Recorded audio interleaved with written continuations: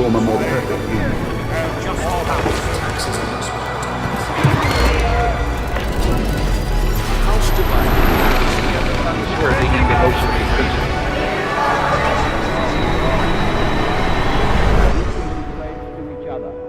Our lives, our fortune, and our sacred honor.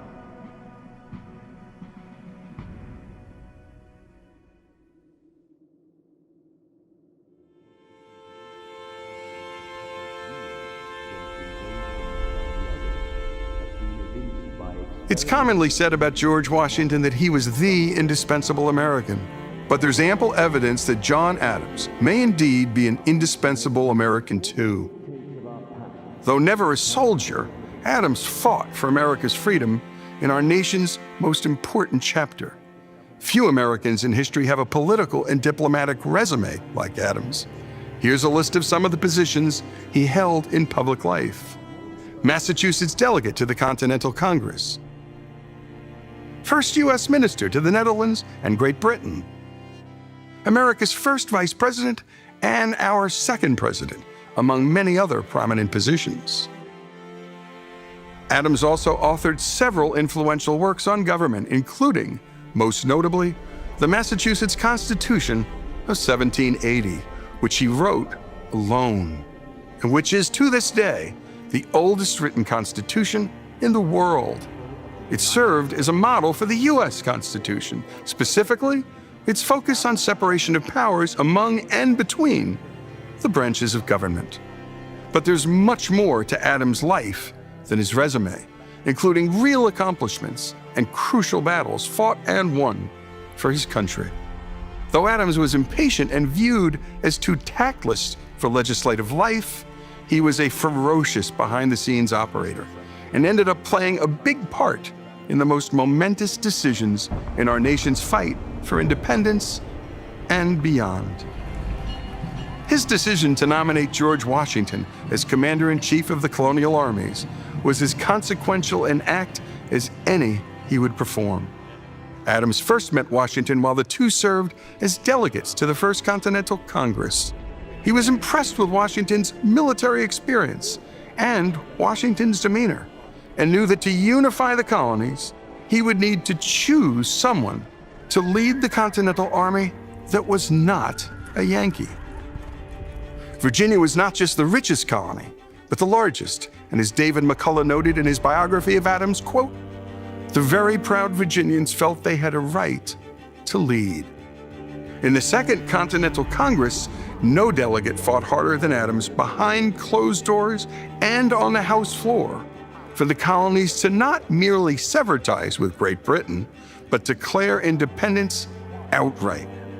In May of 1776, it was Adams who called for the formal resolution for independence, and it was Adams who organized the committee charged with drafting the Declaration of Independence. Adams chose Thomas Jefferson, 33 years old at the time and the youngest delegate, for the task. He recognized Jefferson's ability to make words work above and beyond the call of common prose for what was to be the most important writing assignment in world history. After Adams and 55 others put their name to paper and pledged to each other their lives, fortunes, and sacred honor, Adams penned these words to his bride Abigail about how that day should be remembered. It ought to be commemorated as the day of deliverance by solemn acts of devotion to God Almighty. It ought to be solemnized with pomp and parade, with shoes, games, sports, guns, bells, bonfires, and illuminations from one end of this continent to the other, from this time forward, forevermore. Any one of these accomplishments would have been enough for anyone's lifetime, but there were more. Adams played a pivotal role in the fight for independence on the diplomatic field, securing critical funding from the government of France and negotiating a loan from Dutch bankers of nearly $2 million. It was funding needed on the home front for provisions, arms, and munitions necessary to secure military victory in America and independence thereafter. Adams wrote of his efforts later in his life, "If this had been the only action of my life, it would have been well spent. And there were his efforts, along with John Jay and Benjamin Franklin, on the treaty that ended the Revolutionary War. The Treaty of Paris established the United States as an independent nation and doubled the size of America. Lest we forget, Adams served as the second president of the United States and managed to keep the nation out of war. No small task, given the events in France, which was experiencing a revolution of its own. Despite blistering attacks from his own party, particularly from Alexander Hamilton, Adams sent a peace commission to France with hopes of averting war. He succeeded, but at great personal cost.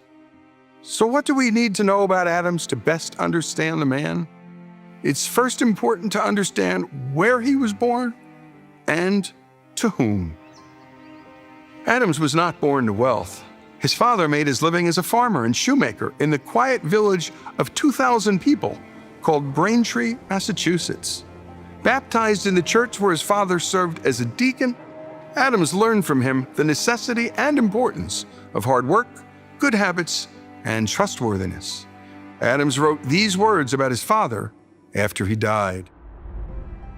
A man of strict piety and great integrity, much esteemed and beloved wherever he was known, which was not far, his sphere of life being not extensive.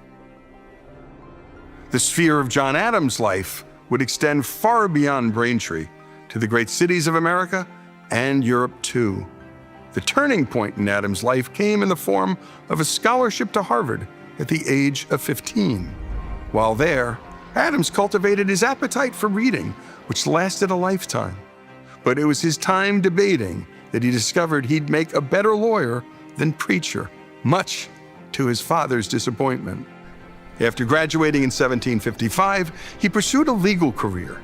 Harvard Law wouldn't open its doors until 1817, so Adams did what aspiring lawyers did back then.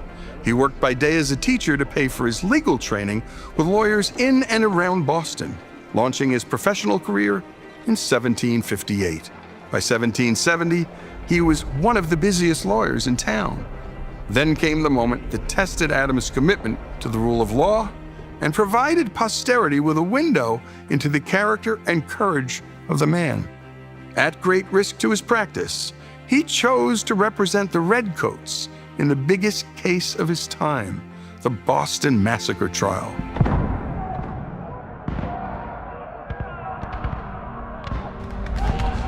Adams' rhetorical skills were on full display as he described how the mob pelted the British soldiers with every species of rubbish. One soldier, he said, was beaten to the ground with a club, rising up only to be beaten down again. Do you expect he should behave like a Stoic philosopher, lost in apathy? Adams asked the jurors, and by proxy, the entire city of Boston. Adams then explained to the jurors that the presumption of innocence is the bedrock of any civil society. Better that many guilty persons escape unpunished than one innocent person should be punished.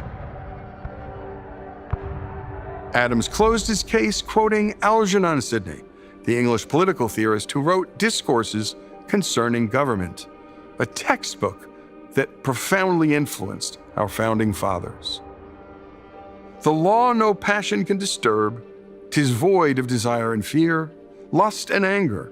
It does not enjoin that which pleases a weak, frail man, but without any regard to persons commands that which is good and punishes evil in all, whether rich or poor, high or low.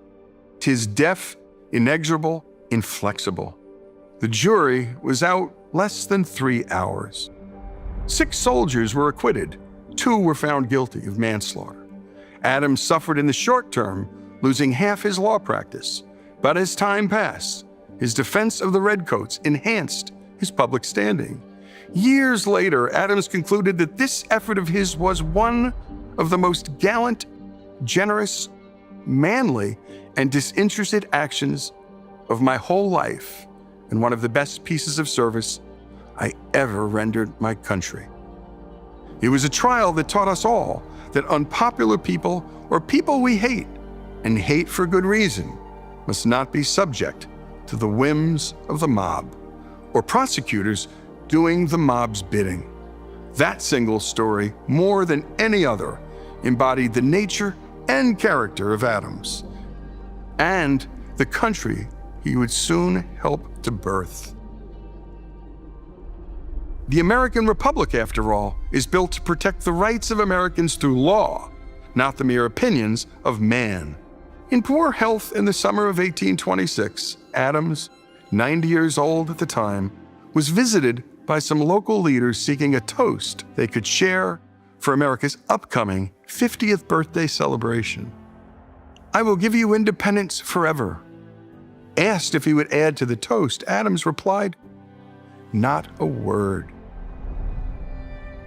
Adams died on July 4th, 1826, not long after Jefferson, who died remarkably on the very same day, just hours earlier. His last words before dying, "Jefferson lives." In a letter to Abigail written decades earlier on a matter concerning the raising of their children, Adams wrote, "Fire them with ambition to be useful." At great personal risk to his family, health, and wealth, Adams served his country like few others have before or after. What more could Adams have done to earn the honorific indispensable American? It's a question worth asking and answering as we approach our nation's 250th birthday celebration.